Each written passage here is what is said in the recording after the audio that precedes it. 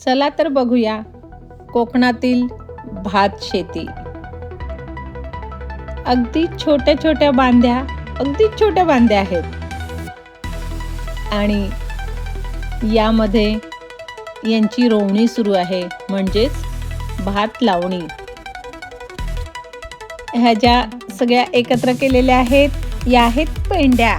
त्या पेंड्या हातामध्ये धरून एक एक काढून तिथे ओळीने जो भात लावला जातो, अगदी शिस्तीमध्ये ओळीने एकसारखा भात लावला जातो. आणि बघा या चिखलामध्ये आपल्याला भात कसा मिळतो हे बघा. या सर्वांना कशी मेहनत करावी लागते. आणि हिरव्यागार या कोकणात ही भाताची शेती होते आणि अगदी रस्त्याच्या बाजूला ही भाताची शेती आणि इथे लावणी सुरू आहे. आपण मंदिरातून परत जाताना ही भात शेती बघितली आणि मला एक गाणं आठवलं. माझा ग भाऊराया घेऊन येई खिल्लारी बैलांची जोडी. माझा ग भाऊराया घेऊन येई खिल्लारी बैलांची जोडी. आणि या शेतीमधून जे धान्य निघेल ते मी माझ्या भाऊरायाला देईल. अशी ही छोटी छोटी शेती करणारी येथील लोक. आणि अगदी मन मात्र यांचं खूप मोठं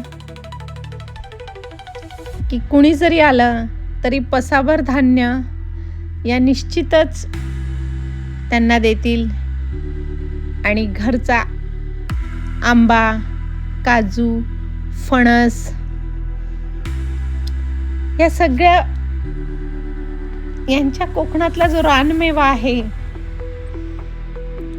तो सर्वांना मिळावा अशी यांची अपेक्षा. आणि आणखी माहिती आहे का तुम्हाला, कोकणी भात बोकणी.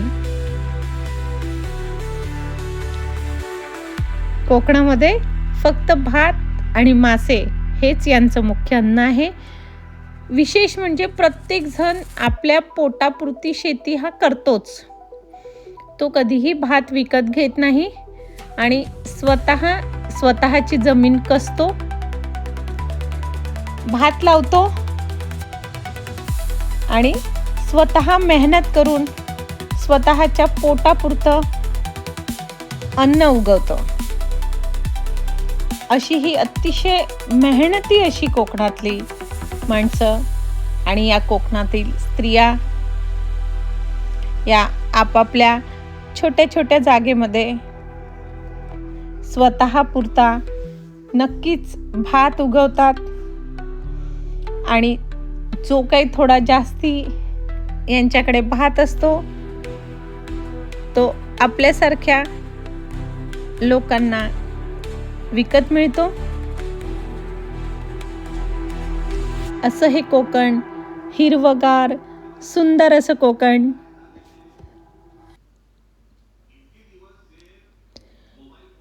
बघा किती शिस्तीत व्यवस्थित रांगेमध्ये